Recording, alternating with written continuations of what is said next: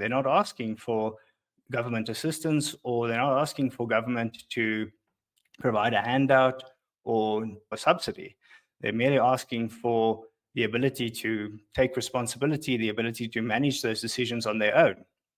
And as is the case for businesses, just like how businesses are far better able to determine what their employment, their employee, their workforce should look like, what the prices should look like, whether or not they should merger, what the salaries they pay should look like, just like businesses are best able to make those determinations, so also are communities and parents and local schools better equipped to make decisions regarding education policy than particularly the national government.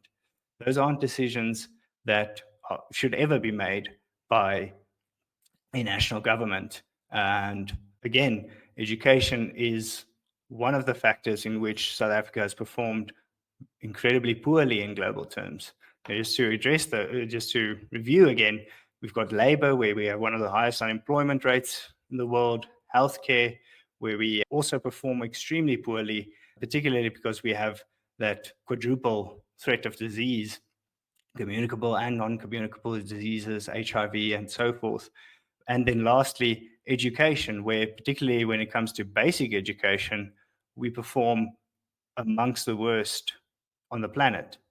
So all of these sectors where you have not only a tremendous amount of government involvement, but you also have a threat of even further government involvement, even further regulation. Those are the very sectors that perform worst. So the first recommendation is repeal the Ballot Act. The second recommendation, and again in that same line, is to remove the restrictions placed on one hand, independent schooling, on the other hand, homeschooling.